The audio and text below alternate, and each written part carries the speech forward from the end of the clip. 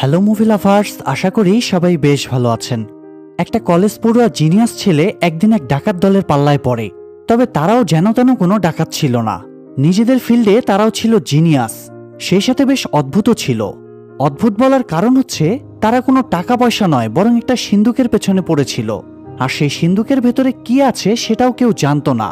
তাহলে চলুন the vault নামে সেই হাইস্ট মুভিটা থেকে দেখে নেই সেই সিন্দুকের ভেতরে আসলে কি এমন মূল্যবান জিনিস আছে, আর ডাকাতরা শেষ পর্যন্ত সেটা খুঁজে পায় কিনা।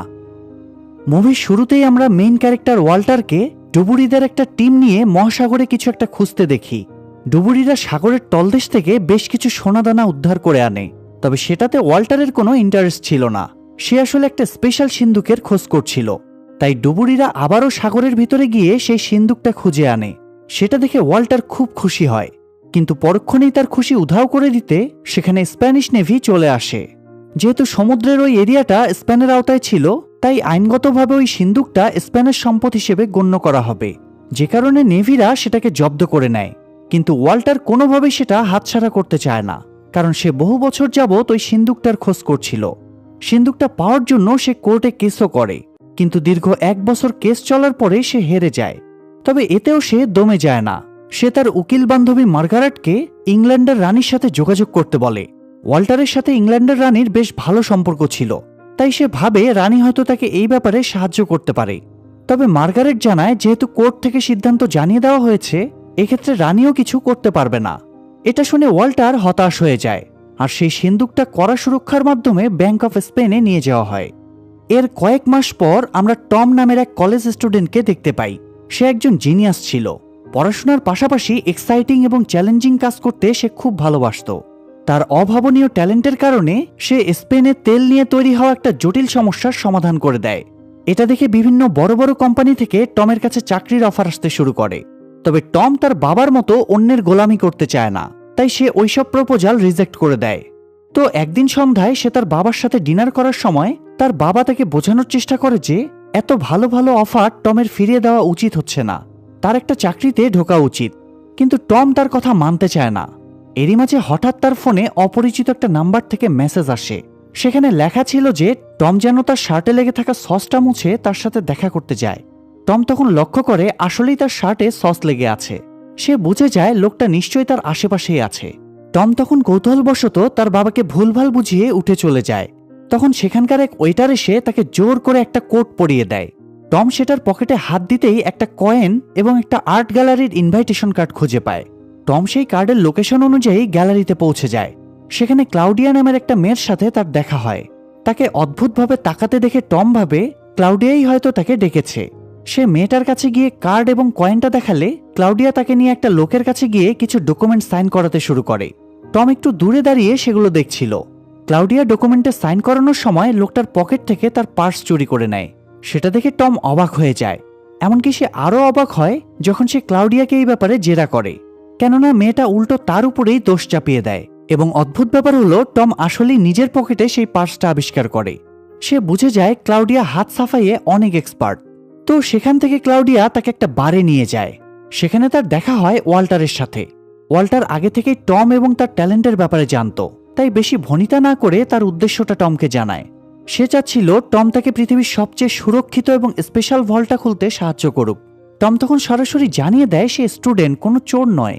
তখন ওয়াল্টার বলে সে নিজেও চোর নয়, আর এই কাজের জন্য টমকে বেছে নেওয়ার একমাত্র কারণ হচ্ছে তার ট্যালেন্ট।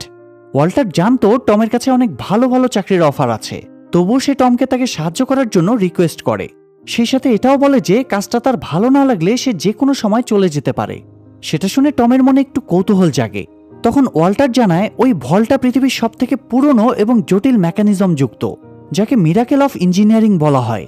এরপর সে টমকে মাদ্রিদের একটা ফ্লাইটের টিকিট দিয়ে বলে সে যদি কাজটা করতে রাজি হয় তাহলে যেন মাদ্রিদে চলে আসে। যাই হোক, রাতে বাসায় ফিরে টম ওই ভল্টের ব্যাপারে রিসার্চ করে। সবকিছু জানার পর তার ইন্টারেস্ট আরো কয়েক গুণ বেড়ে যায়। সে সিদ্ধান্ত নেয় কাজটা সে করবে। তাই সে তার বাবাকে ফোন করে জানিয়ে দেয় সে তার ক্যারিয়ারের ডিসিশন নিতে কিছুদিনের জন্য শহরের বাইরে যাচ্ছে। এরপর রওনা হয় মাদ্রিদের উদ্দেশ্যে। মাদ্রিদ এয়ারপোর্টে পৌঁছানো মাত্রই ক্লাউডিয়ার সাথে দেখা হয় তার। তবে এবার টম তাকে লরেন নামে ডাকে। নামটা শুনে ক্লাউডিয়া একটু অবাক হয়, কারণ সেটাই তার আসল নাম ছিল, আর এটা টম ওয়াল্টারের মুখে শুনেছিল। তো লরেন তাকে তাদের অফিসে নিয়ে যায়। সেখানে আগে থেকেই ওয়াল্টার তার পুরো টিম সহ উপস্থিত ছিল। টিমে ছিল ক্লাউস নামের একজন হ্যাকার, জেমস নামের একজন এক্স আর্মি অফিসার এবং সাইমন নামের এক যোগাড়ু। মানে সে যে কোনো জিনিস দ্রুত জোগাড় করে ফেলতে পারে, সেটা যত কঠিনই হোক না কেন। তো ওয়াল্টার এখানে তাদের সবার সাথে টমকে পরিচয় করিয়ে দেয়। সবাই টমকে ওয়েলকাম করলেও জেমস এটা মানতে পারে না যে টমের মতো একটা বাচ্চা ছেলে এত বড় মিশনে কাজ করবে। অবশ্য ওয়াল্টারের সেই বিষয়ে কোনো মাথা ব্যথা ছিল না। সে ক্লাউসের কাছে গিয়ে জানতে চায় সে ওই ব্যাংকের সার্ভার হ্যাক করতে পেরেছে কিনা। ক্লাউস জানায় তার কাছে সার্ভারের পাসওয়ার্ডের সংখ্যাগুলো আছে, কিন্তু সেগুলোর কম্বিনেশন তার জানা নেই। সঠিক পাসওয়ার্ড বের করতে গেলে তাকে প্রায় 1 বিলিয়ন বার বিভিন্ন কম্বিনেশনে নাম্বারগুলো টাইপ করতে হবে। সেটা শুনে ওয়াল্টারের মাথা ঘুরে ওঠে। এতবার চেষ্টা করতে গেলে তো যুগ যুগ পার হয়ে যাবে। তখনই হঠাৎ টম বলে উঠে তাদের ওই ব্যাংকের এমন একজনকে ফোন করা উচিত যে বর্তমানে ছুটিতে আছে, আর তার সাথে অটোমেটেড মেসেজের স্টাইলে কথা বলে পাসওয়ার্ডটা জোগাড়ের চেষ্টা করা যাবে। জেমসের কাছে টমের এই আইডিয়াটা একেবারেই ফালতু মনে হয়, কারণ সাধারণত কেউই অটোমেটেড কল শুনতে চায় না। যেমন আমাদের কথাই ভাবুন, প্রতিদিন বিভিন্ন সিম কোম্পানি এবং অন্যান্য কোম্পানি থেকে আমাদের কাছে কত রকম মেসেজ বা কল আসে, কিন্তু আমরা বেশিরভাগ কলগুলোই অ্যাভয়েড করে যাই। তবে মুভির ক্ষেত্রে চেষ্টা করতে তো ক্ষতি নেই, তাই ওয়াল্টার টমের আইডিয়াটা মেনে নেয়। এরপর সাইমন ক্লাউজের কাছ থেকে ব্যাংক এমপ্লয়ীদের লিস্ট নিয়ে ছুটিতে থাকা একজনকে ফোন করে এবং অটোমেটেড কলের ভঙ্গিমায় তাকে ব্যাংকের পাসওয়ার্ড ডায়াল করতে বলে। মজার ব্যাপার হলো লোকটা পাসওয়ার্ড ডায়াল করেও দেয়, আর সাথে সাথেই সেটার মাধ্যমে ক্লাউস ব্যাংকের সার্ভার হ্যাক করে ফেলে। টমের আইডিয়াটা কাজে লাগাতে জেমস এবার আর কিছুই বলার সুযোগ পায় না। এদিকে লরেন টমের উপস্থিত বুদ্ধি দেখে ইমপ্রেস হয়ে যায়। তো এরপর তারা তাদের মিশনের প্ল্যানিং শুরু করে। প্রথমে সাইমন এবং জেমস আন্ডারগ্রাউন্ড টানেলের মধ্য দিয়ে ব্যাংকে ঢোকার এবং বেরোনোর রাস্তা চিহ্নিত করতে যায়। ওয়াল্টার এবং টম তখন অফিসে বসে গল্প করছিল। টম এখানে তার কাছে ওই সিন্দুকের রহস্য জানতে চায়। তখন ওয়াল্টার তাকে ওই সিন্দুক আর কেসের ব্যাপারে সবকিছু জানায়। আসলে 1500 সালের দিকে ড্রেক নামের এক ব্যক্তি জাহাজে কাজ করাকালীন সেখান থেকে অনেক ধন সম্পদ চুরি করে একটা সুরক্ষিত জায়গায় লুকিয়ে রাখে, আর সেই জায়গাটার ব্যাপারে কেউ জানত না। এমনকি তার মৃত্যুর পর অনেকেই সেই সম্পদগুলো খোঁজার চেষ্টা করেছে, কিন্তু কোনো হদিস পায়নি। তবে সৌভাগ্যবশত এত বছর পর এসে ওয়াল্টার ড্রেকের লেখা একটা চিঠির মাধ্যমে ওই সম্পদের ব্যাপারে জানতে পেরেছে।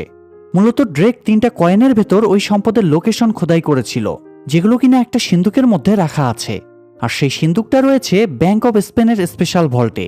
ওয়াল্টার সেই সিন্দুকটাই পাওয়ার চেষ্টা করছে। টম তখন ভাবে ওয়াল্টার নিশ্চয়ই ধন সম্পদের লোভে এই কাজটা করছে। তবে ব্যাপারটা সত্যি নয়। টাকা পয়সার কোনো অভাব নেই ওয়াল্টারের। তার মূলত শখ হলো পুরনো জিনিস কালেক্ট করা, আর সেই প্যাশন থেকে ওই সম্পদগুলো খোঁজার চেষ্টা করছে ওয়াল্টার। তো সাইমন এবং জেমস ফিরে আসলে তারা সবাই ব্যাংকের ম্যাপ নিয়ে বসে পড়ে সামনের প্ল্যানিং করতে। সিন্দুকটা খোলার জন্য তাদের 2টো চাবির প্রয়োজন, সেই সাথে প্রয়োজন সিকিউরিটি ইনচার্জ গুস্তাভোর ফিঙ্গারপ্রিন্ট, আর এগুলো পাওয়া প্রায় অসম্ভব। এছাড়াও একটা স্পেশাল সিকিউরিটি সিস্টেম দিয়ে ভল্টটা সুরক্ষিত করা ছিল, যেটা সম্পর্কে কেউই ঠিকঠাক জানে না। ওয়াল্টার শুধু এতটুকুই জানত যে ওই সিকিউরিটি সিস্টেম ডিসেবল না করা গেলে ভল্ট থেকে বেরোনো সম্ভব নয়। তার উপর আবার ব্যাংকের বাইরেই রয়েছে আর্মি ক্যাম্প। ব্যাংকে কোনো সমস্যা দেখা দিলেই তারা অস্ত্র নিয়ে হামলা করবে। আর এদিকে সিকিউরিটি ইনচার্জ গুস্তাভো তো আছেই, তার হাতে ধরা পড়া মানে নিশ্চিত মৃত্যু। এসব শুনে টম এবার একটু ঘাবড়ে যায়। তবে ডিসিশন যেহেতু নিয়েই ফেলেছে, তাই সে আর পিছপা হয় না। তাকে ভল্টের সিকিউরিটি সিস্টেম ডিসেবল করার দায়িত্ব দেওয়া হয়। টম জানায় কাজটা করার জন্য তাকে আগে ভল্টটা দেখতে হবে, কিন্তু সমস্যা হলো তাদের কাছে তো ভল্টের কোনো ভালো ছবি ছিল না। তখন টমের মাথায় ছবি বের করার একটা আইডিয়া আসে।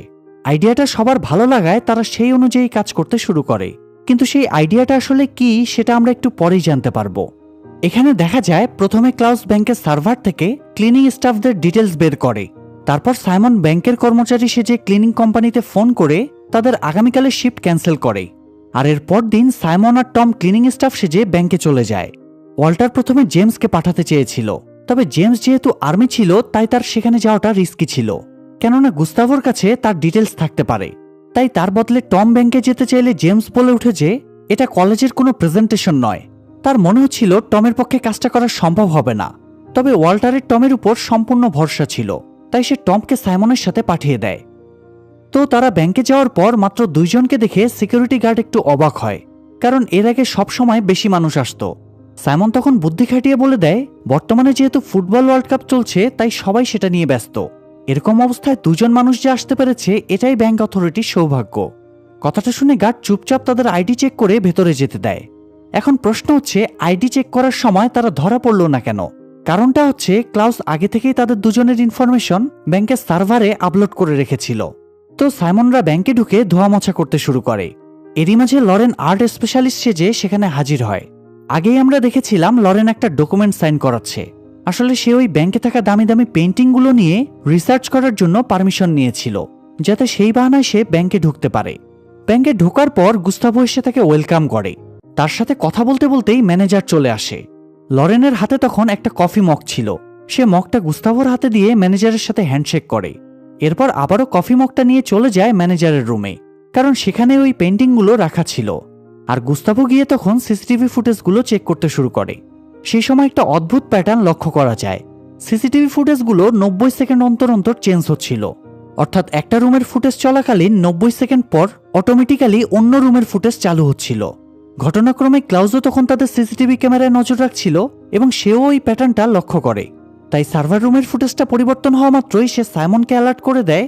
আর সাইমন গিয়ে 90 সেকেন্ডের মধ্যেই সার্ভার রুমে তাদের তৈরি একটা বাগ লাগিয়ে রেখে আসে। তাই সাথে সাথেই ব্যাংকের সিসিটিভি ক্যামেরার অ্যাক্সেস চলে যায় ক্লাউজের কাছে। ক্লাউজ তখন ম্যানেজারের রুমে থাকা লরেনকে দ্রুত একটা পেন্টিং স্ক্যান করতে বলে।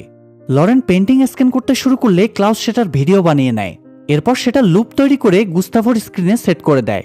গুস্তাভো সেই ভিডিও দেখে ভাবে লরেন হয়তো মনোযোগ দিয়ে পেন্টিং স্ক্যান করছে, কিন্তু তার চোখের আড়ালে লরেন পেন্টিংয়ের পিছন থেকে ওই সিন্দুকের প্রথম চাবিটা বের করে স্ক্যান করতে শুরু করে। এরই মাঝে টম চলে যায় কনফারেন্স রুমে। রুমটা ভল্টের ঠিক উপরে ছিল, তাই সেখান থেকে সে ভল্ট স্ক্যান করতে শুরু করে। এদিকে ম্যানেজার হঠাৎ লরেনের কাছে চলে আসে। সৌভাগ্যবশত লরেন ততক্ষণে চাবিটা স্ক্যান করে জায়গা মতো রেখে দিয়েছিল। তো এখানে সে ম্যানেজারের সাথে ক্যাজুয়ালি কথা বলছিল। এমন সময় ক্লাউস তাকে সতর্ক করে দেয় যে তাকে 20 সেকেন্ডের মধ্যেই আগের জায়গায় ফিরতে হবে, অর্থাৎ স্ক্যানিং করার সময় সে যেখানে ছিল।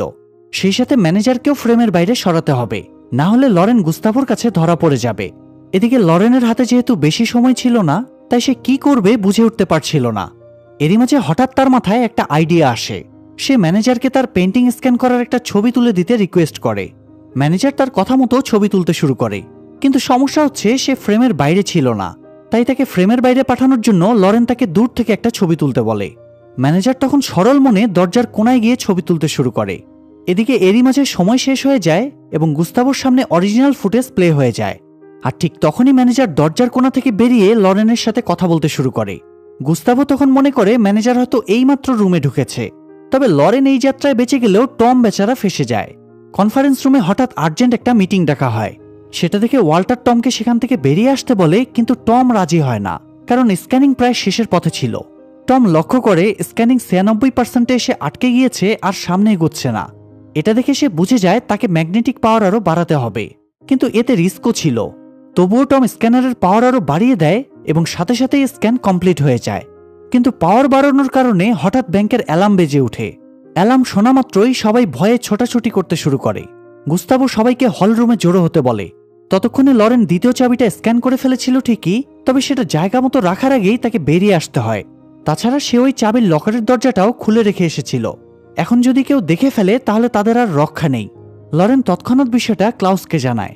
এরই মাঝে টমও সুযোগ বুঝে কনফারেন্স রুম থেকে বেরিয়ে ভিড়ের সাথে মিশে যায়। তখন ক্লাউস লরেনকে ওই চাবিটা টমের কাছে হ্যান্ডওভার করে দিতে বলে, যাতে টম সেটা আগের জায়গায় রেখে আসতে পারে। সেই কথা মতো লরেন খুব কৌশলে সিঁড়ি থেকে চাবিটা নিচে ফেলে দেয়, আর নিচে দাঁড়িয়ে থাকা টম সেটা ধরে ফেলে এবং ম্যানেজারের রুমে গিয়ে সেটা রেখে আসে। এরপর সুযোগ বুঝে সে সেখান থেকে বেরিয়ে যায়। এদিকে সিকিউরিটি গার্ডরা অ্যালার্ম বাজার কোনো কারণ খুঁজে পায় না, তাই সবাই মনে করে এটা হয়তো কোনো টেকনিক্যাল সমস্যার কারণে হয়েছে। তবে গুস্তাভোর মনে হচ্ছিল এর পেছনে অন্য কোনো রহস্য আছে। এরপর সিন শিফট হলে দেখা যায় টমরা ব্যাংক থেকে ফিরে ওই ভল্টের ছবিটা নিয়ে রিসার্চ করছে। পুরো ছবিটা ঠিকঠাক ছিল, তবে উপরের অংশটা স্পষ্ট বোঝা যাচ্ছিল না। সবাই ভাবতে থাকে সেখানে কি থাকতে পারে। জায়গাটা সম্পূর্ণ ঘোলাটে ছিল। অনেকক্ষণ মন দিয়ে দেখার পর টম বুঝতে পারে জায়গাটা পানিতে ভর্তি, তাই স্ক্যানারে সেটা স্পষ্ট প্রিন্ট হয়নি। সে বুঝে যায় ওই পানিটা আসলে চোরদের জন্য একটা মরণ ফাঁদ। কেউ ভল্টে ঢুকলে উপর থেকে পানি ভেতরে চলে আসবে, আর তখন চোরেরা ভেতরে আটকা পড়ে যাবে। এটা জানার পর সবাই টেনশনে পড়ে যায় যে কিভাবে এই সমস্যার সমাধান করবে তারা। এমন সময় ওয়াল্টারের একটা ছবির কথা মনে পড়ে। ছবিটা সে ওই চিঠির সাথে পেয়েছিল। প্রথমে সে ভেবেছিল ছবিটা হয়তো কোনো সৈনিকের, তবে টম একটু মাথা খাটালেই বুঝতে পারে সেটা কোনো সৈনিকের ছবি নয়, সেটা লেডি অফ জাস্টিসের ছবি ছিল। আদালতে চোখ বাঁধা এবং হাতে দাড়িপাল্লা নিয়ে আমরা যে মূর্তিটাকে দাঁড়িয়ে থাকতে দেখি এটা ওই মূর্তির ছবি। কিন্তু প্রশ্ন হচ্ছে ভল্টের সাথে ওই ছবির কি সম্পর্ক? টম তখন আরও একবার তার জিনিয়াস ব্রেনের সাহায্যে বুঝে যায় ভল্টের ভেতরে নিশ্চয়ই কোনো ওজন মাপার যন্ত্র আছে, যে কারণে ভেতরে কেউ প্রবেশ করলেই সেটার ওজন সেন্স করে পানি ভিতরে চলে আসে, আর ওজনটা হালকা হয়ে গেলেই পানি আবার বেরিয়ে যায়। এটাই মূলত সেই মিরাকেল অফ ইঞ্জিনিয়ারিং। বর্তমান সময়ে ব্যাপারটা খুব সিম্পল মনে হলেও যখন ভল্টটা তৈরি করা হয়েছিল তখনকার হিসেবে এটা খুবই জটিল ছিল। অবশ্য এখনও ব্যাপারটা খুব একটা সিম্পল নয়। টম ওই ভল্টের পুরো মেকানিজম বুঝে গিয়েছিল ঠিকই, কিন্তু তার মতো জিনিয়াসও ওই মেকানিজমকে অকেজো করে সেখান থেকে বেরোনোর রাস্তাটা বের করতে পারেনি। এটা ছিল তাদের চিন্তার আরও একটা কারণ। অন্যদিকে গুস্তাভোর চিন্তার কারণ ছিল তার ব্যাংকের সিকিউরিটি নিয়ে। ঘটনাক্রমে তাদের ব্যাংকের বাইরেই ফুটবল ওয়ার্ল্ড কাপ উপলক্ষে কিছু বড় স্ক্রিন লাগানো হয়েছিল, যেখানে সারা শহরের মানুষ একসাথে বিশ্বকাপ দেখতে পারবে। গুস্তাভো ভয় পাচ্ছে যে ওই ভিড়ের সুযোগ নিয়ে কেউ ব্যাংকে অ্যাটাক না করে, তাই সে ম্যানেজারকে ব্যাংকের সামনে থেকে ওই স্ক্রিনগুলো সরিয়ে ফেলতে বলে। তবে ম্যানেজার তার কথায় রাজি হয় না, কারণ ফুটবল হলো স্পেনের জন্য একটা ইমোশনের জায়গা, আর ম্যানেজার কারো ইমোশনে হার্ট করতে চাচ্ছিল না। সে গুস্তাভোকে ব্যাংকের সিকিউরিটি আরও বাড়িয়ে দিতে বলে। গুস্তাভো তখন বাধ্য হয়ে তার কথা মেনে নেয়। আরেকদিকে জেমস এবং সাইমন চলে যায় ভল্টটাকে চেক করার জন্য। সেখানে গিয়ে দেখে টমের ধারণাই ঠিক, ভল্টের উপরটা পানিতে পরিপূর্ণ। তো তাদের প্ল্যানিং ছিল তারা ভল্টের দেয়াল কেটে ভেতরে ঢুকবে, কিন্তু সেখানে যাওয়ার পর জানতে পারে দেওয়াল এতটাই চওড়া যে সেটা কাটতে কমপক্ষে 15 দিন লেগে যাবে, আর এতটা সময় তো তাদের হাতে নেই। জেমস তখন বিষয়টা ওয়াল্টারকে জানিয়ে হতাশ হয়ে মিশন ক্যান্সেল করে সেখান থেকে বেরিয়ে যায়। টম তাদেরকে আবারও চেষ্টা করার উৎসাহ দেয় ঠিকই, তবে এবার আর তার কথায় কাজ হয় না। এদিকে একটা অদ্ভুত জিনিস ওয়াল্টারের নজর কাড়ে। সেদিন স্পেনের খেলা চলছিল, যে কারণে ব্যাংকের সামনে ভিড় অনেক বেশি ছিল। তাই ব্যাংকের সামনে থাকা সিসিটিভি ক্যামেরাগুলো ওই ভিড়ের দিকে ফোকাস করা ছিল যাতে কোনো রকম সমস্যা না হয়। সেটা দেখে ওয়াল্টারের মনে আশা জাগে। সে বুঝে যায় যদি স্পেন সেমিফাইনালে জিতে যায় তাহলে ফাইনাল পর্যন্ত ক্যামেরার অ্যাঙ্গেল এভাবেই থাকবে, এতে করে তারা খুব সহজেই ব্যাংকে ঢুকতে পারবে। ওয়াল্টার তাই তৎক্ষণাৎ এসে তার টিমকে বিষয়টা জানালে সবাই মন দিয়ে সেমিফাইনালের ম্যাচ দেখতে শুরু করে। এই একটা ম্যাচের উপর তাদের মিশনের ভবিষ্যৎ নির্ভর করছে। সবার মনেই টেনশন কাজ করছিল, তবে শেষমেশ স্পেন জিতে যাওয়ায় তাদের টেনশন দূর হয়ে যায়। তো পরদিন ক্লিনিং কোম্পানির লোকেরা ব্যাংকে আসলে গুস্তাভো তাদেরকে বকাঝকা করে, কারণ তারা গতকাল ঠিকভাবে সবকিছু পরিষ্কার করেনি। লোকটা তখন জানায় গতকাল তো তারা আসেইনি, ব্যাংক থেকে তো তাদেরকে আসতে নিষেধ করা হয়েছিল। এই কথা শুনেই গুস্তাভো বুঝে যায় ক্লিনিং স্টাফ সেজে যারা গতকাল ব্যাংকে ঢুকেছিল তারাই মূলত ওই অ্যালার্মের কারণ। সে তৎক্ষণাৎ টম আর সাইমনের নকল আইডিটা খুঁজে বের করে। এরপর বিষয়টা ম্যানেজারকে জানালে ম্যানেজার বলে সবাই শুধু ওই ভল্টের ভিতরে সিন্দুকের পেছনেই পড়ে আছে। তবে অদ্ভুত ব্যাপার হলো ওই সিন্দুকে যে কি আছে সেটা ম্যানেজার নিজেও জানে না। এদিকে ওয়াল্টাররাও জেনে যায় যে গুস্তাভো সাইমন আর টমের ব্যাপারে জেনে গিয়েছে, আর গুস্তাভো তো চুপচাপ বসে থাকার মানুষ নয়, সে যেভাবেই হোক সাইমনদের খুঁজে বের করে মেরে ফেলবে। ওয়াল্টার তাই এই বিপদ থেকে বাঁচার উপায় ভাবতে শুরু করে এবং একটা উপায় পেয়েও যায়, যেটা আমরা একটু পরেই জানতে পারবো। তো পরদিন গুস্তাভো টমদের অ্যারেস্ট করার অর্ডার দেয়। তখন তার টিমের একজন জানায় টম এবং সাইমনকে অলরেডি লন্ডনে অ্যারেস্ট করা হয়েছে। সেটা শুনে ম্যানেজার সহ সবাই স্বস্তির নিঃশ্বাস ফেলে, কিন্তু গুস্তাভোর মনে সন্দেহ তখনও দূর হয় না। কিন্তু সে বিষয়টা ম্যানেজারকে বোঝাতে পারে না, তাই সে ব্যাংকের সিকিউরিটি আরও বাড়িয়ে দেয়। অন্যদিকে দেখা যায় টম তখনও ভল্ট থেকে বেরোনোর রাস্তা খুঁজে যাচ্ছে, কিন্তু কোনো ফাঁক ফোকর বের করতে পারছে না। এখন প্রশ্ন হচ্ছে টম যদি অ্যারেস্ট হয়ে থাকে তাহলে সে এখানে কিভাবে এলো? আসলে এটাই ছিল ওয়াল্টারের খেলা। সে মার্গারেটকে ফোন করে লন্ডনে টম আর সাইমনের অ্যারেস্ট হওয়ার মিথ্যা গুজব রটাতে বলে, আর এই কাজের জন্য তাকে ওই ভল্টে থাকা সম্পদের 50% অফার করে। মার্গারেট তখন কথাটা রটিয়ে দেয় আর সেটাই গুস্তাভোর কানে গিয়ে পৌঁছায়। এদিকে বেচারা টম ভল্টের রহস্য উদ্ঘাটন করতে গিয়ে বিরক্ত হয়ে যাচ্ছিল। সেটা দেখে লরেন তাকে রিল্যাক্স হওয়ার জন্য জোর করে ক্লাবে নিয়ে যায়। সেখানে গিয়ে টম দেখতে পায় ওয়েটার নাইট্রোজেন অক্সাইডের মাধ্যমে গ্লাস ঠান্ডা করছে। সেটা দেখে টমের মাথায় একটা আইডিয়া আসে। সে অফিসে ফিরে একটা ওজন মাপার যন্ত্র নিয়ে এসে তার গায়ে নাইট্রোজেন অক্সাইড স্প্রে করতে শুরু করে। ওজন মাপার যন্ত্রটা একবারে ঠান্ডা হয়ে গেলে টম তার উপর একটা ভারী জিনিস রাখে, কিন্তু আজব ব্যাপার হলো মাপক যন্ত্রটা ওই জিনিসটার ভার গণনা করতে পারে না। এটা দেখে সবাই অবাক হয়ে যায়। তখন টম সবাইকে বুঝিয়ে বলে যে মাপক যন্ত্রটা যদি কোনোভাবে জমিয়ে ফেলা যায় তাহলে সেটা কিছু সময়ের জন্য কাজ করা বন্ধ করে দেয়, আর এই বুদ্ধিটাই কাজে লাগিয়ে ভল্টের মাপক যন্ত্রটাও কিছু সময়ের জন্য অকেজো করা যেতে পারে। তবে তার জন্য কমপক্ষে 500 লিটার নাইট্রোজেন অক্সাইড জোগাড় করতে হবে। 500 লিটারের কথা শুনে সবাই একটু টেনশনে পড়ে যায়। তবে সাইমনের কাছে ব্যাপারটা খুব কঠিন ছিল না। সে সবাইকে আশ্বস্ত করে যে সে এটা জোগাড় করবে। এরপর তারা তাদের ফাইনাল প্ল্যানিং সেরে ফেলে। তাদের প্ল্যান অনুযায়ী টম, লরেন আর জেমস ভল্টের ভিতরে ঢুকবে, আর সাইমন নাইট্রোজেন অক্সাইড নিয়ে প্রস্তুত থাকবে ভল্টের নিচের ওয়েট মেশিনের কাছে। তো পরদিন ছিল স্পেনের ফাইনাল ম্যাচ, অর্থাৎ ওয়াল্টারদের মিশন কমপ্লিট করার দিন। তাই প্ল্যান অনুযায়ী জেমসরা ব্যাংকের ছাদে একটা হুক বাঁধিয়ে দড়ির মাধ্যমে সেখানে পৌঁছে যায়। পৌঁছানোর পর ক্লাউস আগেরবারের মতো একটা ভিডিও লুপ গুস্তাভোর সামনে প্লে করে দেয়। সেই সুযোগে জেমসরা সিলিংয়ের গ্লাস কেটে ভেতরে ঢুকে পড়ে। তাদের হাতে ম্যাচ শেষ হওয়া পর্যন্ত সময় ছিল, তাই তারা দ্রুত স্টোর রুমে গিয়ে সেখানে থাকা একটা টানেলের মাধ্যমে ধীরে ধীরে ভল্টের দিকে এগোতে শুরু করে। জায়গাটা খুব সরু থাকায় তাদের সামনে এগোতে খুব কষ্ট হচ্ছিল, যে কারণে ভল্টের কাছে পৌঁছতে বেশি দেরি হয়ে যায়। সেখানে গিয়ে তারা দেখতে পায় ভল্টে যেতে হলে তাদেরকে একটা বড় খাত পার হতে হবে, কিন্তু সেখানে পার হওয়ার মতো কোনো উপায় নেই। সৌভাগ্যবশত টম সাথে করে একটা ফোল্ডিং মই নিয়ে এসেছিল। তারা মইটা খাদের এপার ওপার রেখে ধীরে ধীরে সেটার উপর দিয়ে পার হতে শুরু করে। লরেনের সেটা পার হতে তেমন একটা সমস্যা হয় না, কারণ সে একজন পাক্কা চোর। প্রতিকূল পরিস্থিতির সাথে মোকাবেলা করার অভিজ্ঞতা আছে তার। কিন্তু টম পার হওয়ার সময় খুব নার্ভাস হয়ে পড়ে।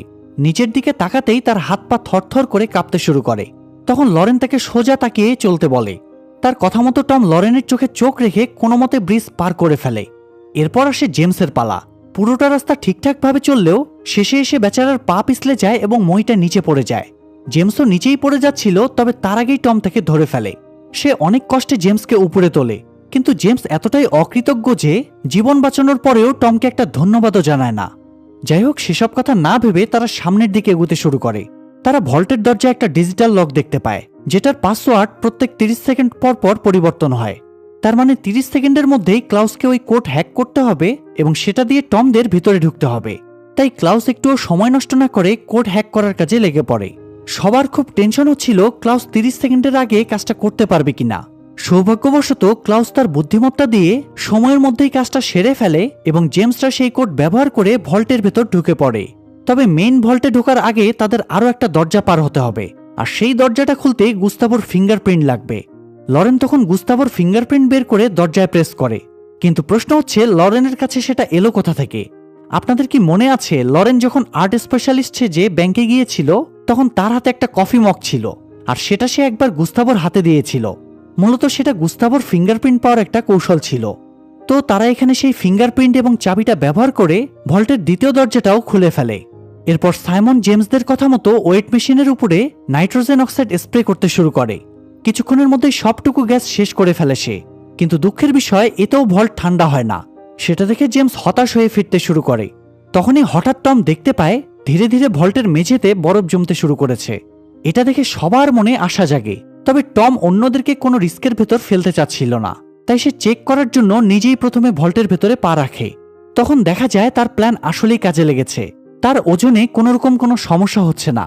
এরপর সে দ্রুত গিয়ে ভেতরে থাকা সিন্দুকের মধ্য থেকে ওই কয়েন 3টা বের করতে শুরু করে। কিন্তু এরই মাঝে গুস্তাভোর কাছে হঠাৎ একটা সিগন্যাল চলে যায়। সে বুঝে যায় ভল্টের ভেতর নিশ্চয়ই কেউ ঢুকেছে। সে তার টিমকে তৎক্ষণাৎ পাঠিয়ে দেয় ভল্টের দিকে।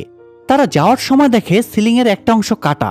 তারা বিষয়টা গুস্তাভোকে জানায়, কিন্তু গুস্তাভো ক্যামেরাতে তেমন কিছুই দেখতে পায় না। তখন সে বুঝে যায় নিশ্চয়ই তাদের সিস্টেমও হ্যাক করা হয়েছে। এদিকে ওয়াল্টাররা যেহেতু ব্যাংকের সিসিটিভি মনিটর করছিল, তাই সে দেখতে পায় গার্ডরা ভল্টের দিকে উঠছে। এটা দেখে সে বুঝে যায় এবারও তাদের মিশন ফেল হতে চলেছে। সে টমদেরকে সারেন্ডার করে বেরিয়ে আসতে বলে, কারণ ততক্ষণে ভল্ট আবারও গরম হতে শুরু করেছিল এবং পুরোপুরি গরম হলেই তো ভেতরে পানি আসতে শুরু করবে, আর তখন তো তারা বাইরে বেরোতে পারবে না। টমরা তখন কয়েন নিয়ে দ্রুত সেখান থেকে পালানোর চেষ্টা করে। এমন সময় হঠাৎ জেমস তার পিস্তল বের করে টমদেরকে ভয় দেখাতে শুরু করে এবং তাদের কাছ থেকে ওই কয়েন 3টা কেড়ে নিতে চায়। এটা দেখে ওয়াল্টার সহ সবাই খুব অবাক হয়। তখন জানা যায় জেমস এখনও ব্রিটিশ সরকারের হয়ে কাজ করছে। সে ইচ্ছাকৃত এতদিন ওয়াল্টারদের সাথে ছিল যাতে ওই কয়েন 3টা বের করে ব্রিটিশ সরকারকে হ্যান্ডওভার করতে পারে এবং ওই সম্পদগুলো ব্রিটিশ সরকারের হয়ে যায়। তো টম তখন ভয়ে জেমসকে কয়েনগুলো দিয়ে সেখান থেকে বেরোনোর চেষ্টা করে, কিন্তু দুর্ভাগ্যবশত ঠিক সেই সময় ভল্টের দরজা বন্ধ হয়ে যায়। ততক্ষণে ভল্টের স্বাভাবিক তাপমাত্রা ফিরে এসেছিল, তাই ভল্টের ভেতর অ্যালার্ম বেজে উঠে এবং উপর থেকে অনর্গল পানি ভেতরে ঢুকতে শুরু করে। এদিকে গুস্তাভো ভল্টের এমন পরিস্থিতি দেখে স্প্যানিশ আর্মিদের খবর পাঠায়। তারা ব্যাংকে আসার চেষ্টা করে, কিন্তু বাইরে অনেক ভিড় থাকায় ভেতরে ঢুকতে পারছিল না। ততক্ষণে জেমস সাঁতার কেটে কয়েনগুলো নিয়ে সেখান থেকে বেরিয়ে যায়, কারণ সে সাঁতারে খুব এক্সপার্ট ছিল। তবে টমরা সেখানেই আটকা পড়ে থাকে।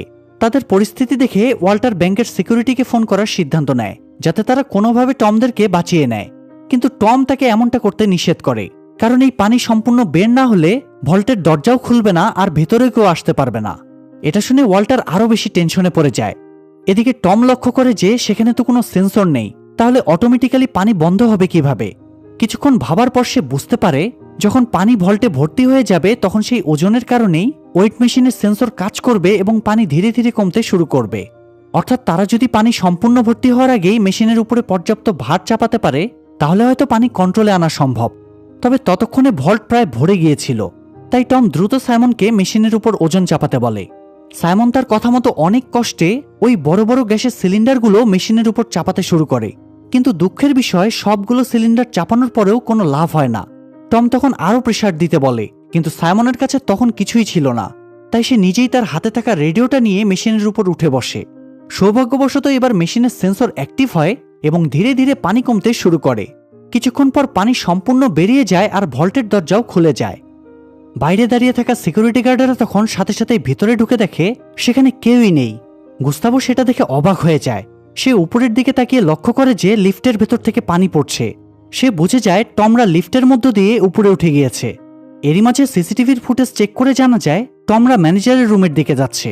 গুস্তাভো সেটা দেখে বেশ খুশি হয়, কারণ ম্যানেজারের রুম থেকে পালানোর কোনো রাস্তা নেই। সে দ্রুত পৌঁছে যায় ম্যানেজারের রুমে, কিন্তু সেখানে গিয়ে দেখে টমরা জানালা ভেঙে পালিয়ে গিয়েছে। তাই সে তার টিমকে পাঠিয়ে দেয় তাদেরকে ধাওয়া করার জন্য। এমনকি সে নিজেও টমদের উপর গুলি চালাতে যায়, কিন্তু বাইরে অনেক ভিড় থাকায় তারা ঠিকভাবে এগোতেই পারছিল না। কোনো মতে তারা টমদের আইডেন্টিফাই করে ঠিকই, কিন্তু পরক্ষণেই টমরা তাদের ড্রেস চেঞ্জ করে ফেলে। তারা আগে থেকেই ড্রেসের ভেতরে ফ্রান্সের জার্সি পরে এসেছিল। সেই জার্সির কারণে তারা ভিড়ের ভিতর মিশে যায়, আর ব্যাংকের গার্ডেরা তখন তাদেরকে আর খুঁজে পায় না। যাই হোক, পরদিন ওয়াল্টার গিয়ে মার্গারেটের সাথে দেখা করে।